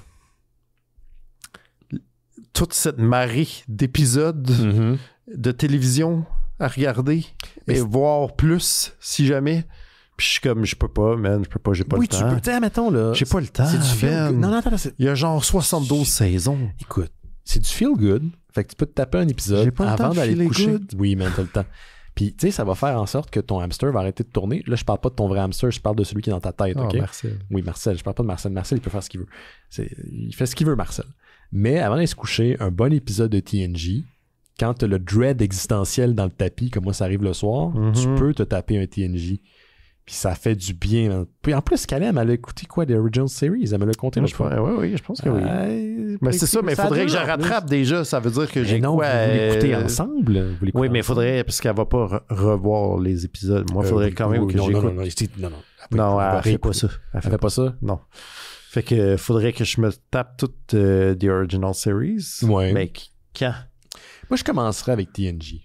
Je pense pas que tu as besoin d'avoir vu l'Original Series. Je pense que c'est la partie qui me parle. Moi, le côté série B version. Ouais, c'est quand même un soft spot là, pour moi, William Shatner dans un contexte de série B qui se bagarre en chess contre les monstres. Commence par ce qui peut te plaire d'abord. Mais moi, je pense que tu es à moitié déjà là. Il faut juste que tu mettes le pied dans la piscine. Ouais, je sais. Mais ça m'intimide. Commence pas par le 500e ça, puis genre Doctor Who, là, sûrement que si j'avais beaucoup de temps là, j'aimerais ça, Doctor Who. Yannick en a parlé la semaine passée. Tu peux commencer avec la nouvelle série qui a débuté là, sur Disney+, qui est présentée d'ailleurs comme la saison 1. C'est pas la saison 1, mais non, c'est genre la saison 54. Oui, c'est plus vieux que Star Trek d'ailleurs comme franchise. Ouais. Mais ça, c'est encore plus épeurant parce qu'il y a des... Tu sais, contrairement à Doctor Who, Star Trek a beaucoup de romans et de comic books qui ne sont pas canons. Donc, il y a des histoires qui se passent dans une espèce de canon plus ou moins lousse. Fait que tu peux prendre ça pour acquis ou pas, ça fait partie de la timeline ou pas. Doctor Who, à moins que je me trompe, la plupart des contenus créés, autres que la télésérie, genre les radioromans, les livres jeunesse, tout ça, c'est canon. Ouais. C'est canon. C'est capoté, hein? Ouais, imagine être embauché sur une gig d'écrivain là-dessus. Là. Mais comme, c'est adoré en Grande-Bretagne, tu vois, contrairement à Nathalie Choquette. Les gens en Grande-Bretagne trippent bien raide sur Doctor Who. Elle aurait dû faire un cosplay de Dalek, puis ça aurait passé. Ouais, peut-être. On va prendre une petite pause, Laurent, puis on va parler de la bande dessinée de la journée, mais juste avant, je vous invite à donner à notre Patreon. Merci d'ailleurs à tous ceux et celles. J'ai vu qu'il y avait plusieurs inscriptions dans les dernières semaines. C'est pas facile. Tout te coûte quand même assez cher. Oui, merci. Donc, on va pouvoir payer nos apparts. On peut payer. Non, on paye pas nos apparts avec, malheureusement, le Patreon, quoique j'aimerais beaucoup, sauf que ça serait même pas le tiers d'un appart d'aujourd'hui. Ouais. C'est drôle. Donc, si vous voulez faire en sorte que les Mystérieux Étonnants existent, allez sur mystérieuxétonnants.com, il y a un bouton faire un don, cliquez en haut, cliquez sur Patreon. Ça vous amène vers une plateforme qui est super facile. Vous pouvez vous abonner pour 1 mois, 2 mois, 3 mois, arrêter, recommencer quand vous voulez. D'ailleurs, on a un auditeur qui s'appelle Godzilla sur Patreon qui vient de se réinscrire. Prépare-toi à ouvrir la bouche bien grand parce que j'arrive au Japon. En tyrolienne. Oui, ça sonne weird. Oui, ça vient. Oui. Tyrolienne au Japon quand tu vas visiter le pays. Oui. À l'automne prochain. Mais Godzilla est un membre Patreon sporadique. Donc, il s'abonne, il se désabonne. Il nous aime. Oui, c'est ça. Donc, vous pouvez faire comme Godzilla, pas détruire des villes entières, mais bien vous abonner au Patreon. Il y a des pays entiers. En échange, on vous donne des petits goodies. On a Bifurcation, qui est le podcast exclusif des membres Patreon. En ce moment, on termine le cycle Ernest. L'épisode est sorti la semaine dernière. On a fait le dernier épisode dédié à Ernest avec Ernest in the Army. Je fais ça avec mon ami Rémi Fréchette. C'est quand même un Ernest qui nous a surpris. Donc, si les derniers épisodes vont le laisser un petit peu dépressif, parce que c'est assez tough là, écouter des Ernest quand tu arrives à la fin du cycle, parce que c'est des films que tu as l'impression que tout le monde est sur le pilote automatique. Pourtant, il y a des longs métrages auparavant qui étaient très bons, très divertissants. Celui-ci, Ernest in the Army, est surprenant. Je vous dis pas que c'est parfait. Je dis pas que c'est comme bon comme Ernest et la chasse aux monstres, mais c'est surprenant. Donc ça, c'est sorti la semaine passée. Puis cette semaine, c'est pas vraiment un film d'Ernest dont on va parler, mais on parle des 2 derniers films de John Sherry, qui était le réalisateur d'Ernest pendant tout le cycle. Donc il a fait 2 films après le dernier film d'Ernest. Il a fait un film qui s'appelle Pirates of the Plane avec Tim Curry. Yeah. Ouais. Tu m'as rien dit. Ben là, je te le dis. Puis il reprend un peu son rôle qu'il avait dans les Muppets. Dans les Muppet Treasure Island. Puis l'autre qui a suivi, c'est The New Adventure of Laurel et Hardy for Loves and Mummy. OK. Qui est un genre de reprise des personnages célèbres de Laurel et Hardy, version cheap, réalisée par John Sherry. C'est intriguant. C'est très spécial. D'ailleurs, les 2 films sont disponibles gratuitement sur YouTube. Ça vous intéresse. Non, Pirates of the Plains est sur Tubi. Mais Laurel et Hardy est disponible sur YouTube si ça vous intéresse. En tout cas, on vous offre aussi à l'avance des épisodes de Terre humaine chez Isidore. Vous faites en sorte également que Terre Kaiju chez Isidore existe. Puis en échange de votre contribution, on vous donne accès au Discord des Mystérieux Étonnants. C'est comme Internet, mais sans trou de cul. C'est surtout par là que que tu interagis. J'interagis avec la communauté. Facebook, Instagram, tout ça, c'est pas vraiment mon shtick. J'en fais déjà pas mal avec ma job, là, de la gestion de communauté. Mais sur Discord, ce qui est le fun, c'est que ça se gère de soi. Ça gère soit de soi-même. Puis, les outils, ils sont pas le fun. Hein? Non, le méta-business, là, ça arrête pas de changer tous les jours. C'est vraiment de la merde. Là. C'est vraiment une des affaires les moins ergonomiques que j'ai eu à utiliser dans toute ma vie. Non, il y a plein de sous-menus qui n'arrêtent pas de changer de place, puis même la documentation n'est pas évidente. C'est vraiment n'importe quoi. Ça sent vraiment les gens qui se créent du travail. Oui. Bon, hey, si je bouge de place, je vais être payé une semaine de plus. Voilà, c'est un peu ça. Oui. Ouais. Donc, c'est ça. Si vous vous abonnez d'ailleurs au Patreon, écrivez-moi directement à partir de Patreon. Je vais vous donner accès au Discord parce que c'est pas automatique. On est disponible un peu partout sur Apple Podcasts, Spotify, Amazon Music et plus des 300 dernières archives des Mystérieux Étonnants est disponible sur notre site internet. Bientôt, Google Podcast va disparaître. Je pense le 23 juillet 2024, ça va disparaître. Il y a une migration que je vais devoir faire en arrière du côté des outils de gestion. Je ne sais pas ce que ça va affecter pour les auditeurs. Là. Je connais pas ça. Il faut que j'aille lire un peu la documentation. Ah ouais, parce que ça déménage. Ça déménage. Ça passe directement sur YouTube. On est disponible sur Facebook, Instagram et aussi sur Twitter, mais bon, pas vraiment en même temps. Et sur mystérieuxétonnants.com, on revient dans quelques instants avec le sujet de la semaine de Holy Roller. Vous écoutez les Mystérieux Étonnants, on va maintenant parler du sujet de la semaine. Et cette semaine, il s'agit d'une bande dessinée de Image Comics, de Holy Roller, de Rick Remender, Andy Samberg, Joe Troman, dessiné par Roland Boschi.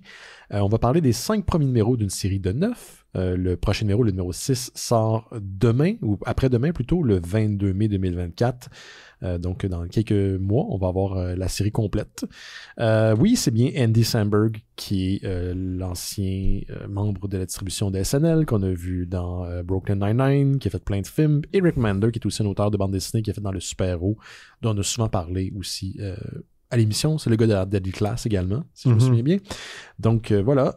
Rapidement, on suit le personnage de Levi, qui est un gars qui, durant sa jeunesse, avait un petit peu honte de son papa, qui se voulait être un expert au bowling. Champion de bowling local dans sa petite ville. Plus vieux, Levi a laissé son père et sa mère derrière après le décès de celle-ci pour, pendant même une vingtaine d'années, voguer l'océan pour Greenpeace, quoique c'est un genre de slacker qui prend de la drogue et qui n'a pas l'air vraiment à contribuer à la mission. Du jour au lendemain, il reçoit un message de son père qui lui annonce qu'il est mourant, qu'il lui reste très peu de temps à vivre. Donc, Levi va lui rendre visite dans une petite ville qui, depuis, a beaucoup changé, qui est digne de Hill Valley dans Back to the Future 2, où les vilains, en fait, ont pris un peu le contrôle de toute... les bullies ont le contrôle, et sont pas contents de leur voir. Ils sont pas exactement. Donc, d'ailleurs, il renoue avec un de ses anciens bullies, Clyde, dont le père est rendu à la tête de toute cette patente-là. Pensez à Biff Tannen dans Back to the Future, c'est un peu ça. Puis même le personnage fait une référence à Détroit dans Robocop, où tout est rendu pété, il n'y a plus de service, les gens qui y habitaient auparavant sont chassés, l'endroit est devenu excessivement antisémite, voire xénophobique. Levi est d'origine juive, comme son père et sa mère, et il n'est pas le bienvenu dans la ville qui était sa ville natale. Donc, d'ailleurs, ça revient souvent à l'identité juive, l'identité culturelle, chose que le personnage a très peu de liens, selon lui, avec son passé. Il renoue aussi avec son ami Jamal, qui est un de ses amis d'enfance, avec qui il jouait aux arcades quand il était jeune. J'aime beaucoup le personnage de Jamal, qui est un peu le sidekick, mais qui n'est pas le sidekick en même temps. Il se laisse pas faire, il se laisse pas marcher ses pieds. Et son père, de Levi, qui est un peu le stéréotype. Moi, il me fait beaucoup penser au personnage du père de Jeff Goldblum dans Independence Day, même physiquement. Ça fait longtemps que j'ai pas vu Independence Day. Très, disons, accaparant, très exubérant, qui a malgré tout beaucoup d'amour pour son fils. Donc, c'est ça, c'est ce qu'on a lu. Avant d'en parler en détail, on va faire le tour avec Laurent, voir si lui, il a aimé ça. Est-ce que, Laurent, tu as aimé The Holy Roller? J'ai trouvé ça bof. OK.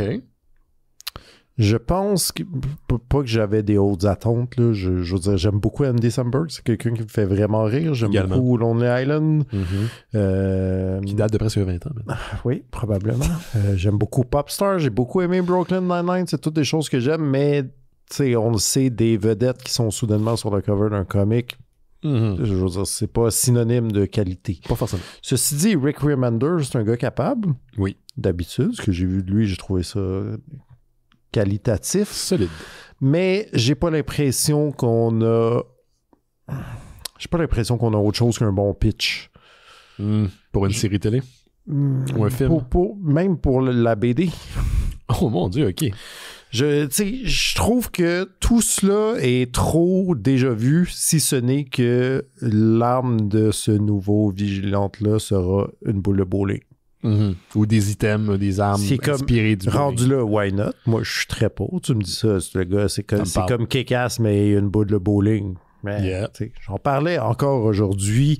Mon amour de Casey Jones me fait apprécier ce genre d'affaires. Tu veux brutaliser des criminels avec un instrument sportif, je suis là pour ça. Mais c'est parce qu'il n'y a rien de plus, je trouve. OK. Tu sais, oui, il y a un petit côté humoristique qui débunk l'affaire, mais tu sais, c'est des one-liners qui volent pas haut. Il y a pas, tu sais, le personnage, il est pas fleshed out, là. Non. On sait qu'il est juif, puis que c'est lui considère pas ça une partie de son identité. Ça, je trouve ça intéressant. Exactement. Genre, vous maïssez pour une affaire auquel je pense jamais, là. Ça, c'est intéressant, mais tu sais, à part ça, on sait, genre, Greenpeace, il fait quoi? Pourquoi? C'est pas vrai que c'est un slacker, il est fucking buff, tu sais. Ouais. Il s'entraîne. I guess, mais tu sais, comme on sait rien, il est sur un bateau, il revient, il est buff. Ouais. Sa seule identité, c'est qu'il n'habite plus son village d'enfance. Ouais. Puis il n'y a pas beaucoup d'ambition. Puis qu'il n'y a pas beaucoup d'ambition, puis qu'il a été bullié dans sa jeunesse, t'sais. Moi, j'ai complètement l'avis contraire de Laurent. J'ai vraiment trippé là-dessus. Je crois que je reconnais ce que tu dis par rapport au personnage principal. J'aurais aimé ça au moins une justification pour son talent. Et son talent étant de péter des gueules. Quoi qu'il y a peut-être un indice à un moment donné, il dit qu'il a appris des trucs ici et là, le kung-fu, je sais pas quoi. Ouais, mais péter des gueules et aussi se faire tirer dessus avec peu de dommages. Oui. Disons que le gars, c'est une machine à tuer. Là. Pensez à Punisher, mais avec une thématique bowling. Là. Ouais. Mais contrairement à toi, je n'ai pas senti le pitch. Et habituellement, mon radar pour le pitch est assez développé. Je vois comment tu peux voir qu'il y a un pitch derrière, une intention de pitch pour un projet tierce, que ce soit une télésérie ou whatever. Mais j'ai trouvé que, contrairement à ces projets-là, la BD, au niveau des personnages, il y avait du cœur. Ce qu'habituellement, les créateurs des pitchs ne sont pas capables de faire parce qu'ils n'ont pas le temps ni le talent ou l'intention de le mettre dans leur pitch. Et là, le personnage du père et du fils et leur interaction, j'ai full trippé. Genre. J'ai trouvé que c'était fleshed out, comme on dit en anglais. Je comprends. Je suis d'accord.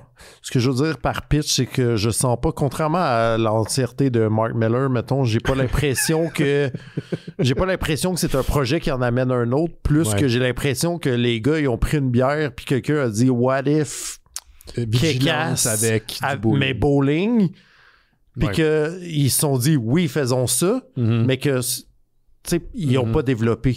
Ça sent. Est-ce que tu penses que ce que je veux dire, c'est qu'il y a juste le pitch que j'ai l'impression de lire. Je comprends. Mais est-ce que tu as l'impression que tu es déçu en partie aussi parce que la BD n'est pas humoristique? Parce que moi, je l'ai vu. Je m'attendais à quelque chose d'humoristique parce qu'Andy Samberg est sur le cover. Puis je pense que ça peut peut-être un peu monter les attentes. Mais quand j'ai vu qu'on n'allait pas nécessairement faire dans l'humour, mais plus dans l'ironie et la satire, j'ai plus embrassé ce côté-là du pitch. La proposition. Écoute, moi, mes attentes n'allaient pas là. Je pense que j'ai juste vu une partie d'image et le titre, puis je m'attendais plus à ce qu'on joue au bowling du futur. Je m'attendais plus à Rollerball à quoi que ce soit d'autre. Oui, parce que le cover laisse un peu présager qu'on va être dans les années genre 3000 dans le futur, puis ça va être le bowling du futur. Fait que, tu sais, là, j'ai lu ça, puis j'étais comme, OK, c'est pas partout de la SF, mon affaire. Fait que là, je suis comme, déjà là, mes attentes étaient rebootées. Tu sais, je n'avais pas, mais, tu sais... Il manque un petit, tu sais, c'est trop des affaires que j'ai déjà vues, tu sais, c'est un peu Salton Bastard, c'est un peu c'est Superbad, le film. C'est Superbad. Pas Superbad, excuse-moi, non, Super, le film de James Gunn, super violent. Tu sais, c'est ça, c'est trop des affaires que j'ai déjà vues, mais avec du bowling. Ouais, ouais. C'est plus ça mon problème. T'sais, ceci dit, je l'ai bingé, je me suis pas ennuyé, mais il y a rien qui m'a surpris, tu sais. OK.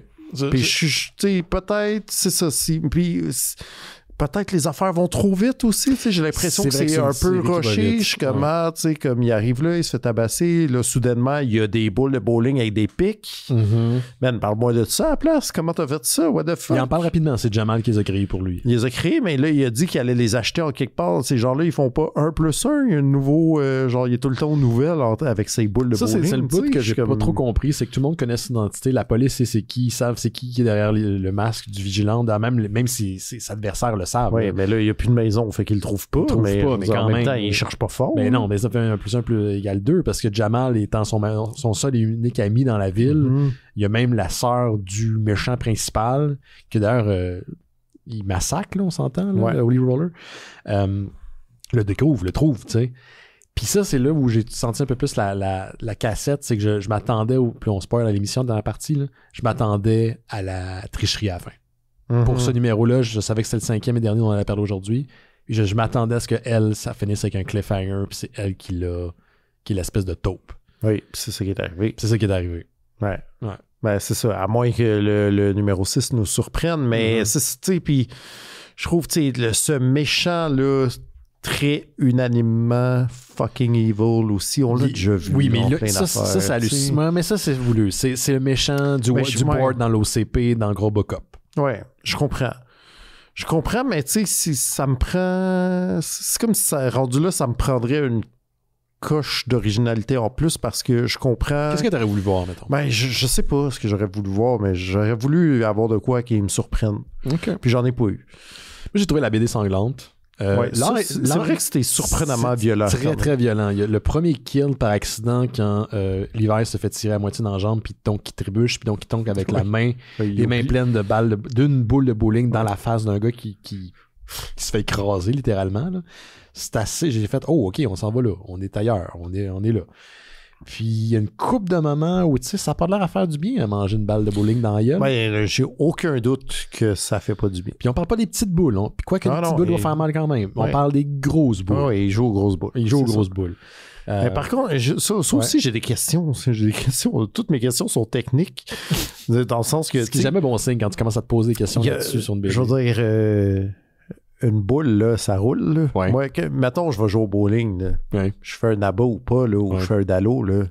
La boule, elle revient pas toute seule. Mais là, il y a un mécanisme, là, puis elle va revenir lentement pendant pas. C'est ça, là. Tu la pitches sur quelqu'un. Là, Laurent, là, je suis pas d'accord. Là, t'es mauvaise foi. C'est le cynisme dont on parlait en début d'émission. C'est la logique du shield dans Captain America. C'est ça, la logique. Mais ils l'ont pas gossé comme un boomerang. Non, il y a deux choses. Il y a différentes boules avec différentes propriétés. Puis l'hiver, pour une raison X, parce qu'on l'apprend, il a déjà fait du bowling quand il était jeune. Oui, il était bon. Il était bon. Il avait un talent. Héréditaire. Oui, littéralement. Puis il a trouvé une manière de pouvoir utiliser sa boule de bowling pour tuer des gens ou les amocher pas mal. Oui. Faire la justice, faire régner la justice. Exactement. Moi cette proposition-là, tu peux pas dire que tu peux pas la rejeter, c'était ça. Sinon, il pêche la boule, la personne fait un pas à gauche, puis c'est fini, fin. le combat est terminé. Ouais, ok, mais en tout cas. D'ailleurs, il y a un genre d'hommage à Casey Jones à un moment donné dans la BD. Il y a un moment où le gars prend un masque de hockey puis un bâton de hockey ou je pense un bâton de golf. C'est pas un bat de baseball? Quelque chose de même. Puis il attaque des dudes là, qui veulent attaquer sa maison. Ouais, je l'ai vu. J'ai aimé ça. T'as aimé ça, ce bout-là? Ouais. T'as-tu aimé ça? T'as-tu apprécié quand le père, sa maison, malheureusement, est brûlée au complet puis c'est tous les souvenirs qu'il y a avec sa femme sa famille? Moi, j'ai trouvé ça touchant. Ouais, ça m'a rendu triste quand même pour le monsieur. Oui, c'est ça aussi. Le monsieur de papier, j'étais triste pour lui. Oh non, monsieur. Mais ceci dit, j'ai pas envie de bâcher la BD plus qu'il faut, là, dans le sens que c'est un bon cas de ça fait la job, là, mais... Qu'est-ce que t'as pensé de l'art? Parce que si maintenant la BD est correcte au niveau scénaristique, l'art est quand même très efficace. Très efficace. Puis ouais, tu sais, je t'avoue que je me suis demandé comment ça marchait, mais je me suis jamais demandé qu'est-ce qui se passe non plus. Exact, oui. Ça, ce qui est quand même tout le temps le bienvenu dans une BD de ta poche. Non, c'est vrai, ça, j'ai rien à redire non plus. Je peux pas dire que j'étais comme wow, c'est magnifique, mais d'une efficacité très efficace. Ouais, efficace. Ça, c'est ça. C'est ça que j'essaie de pas te dire, mais le monde a compris. Ouais, voilà. Joe Troman, qui est la personne qui signe le dessin, je serais curieux de voir ce qu'il va faire plus tard.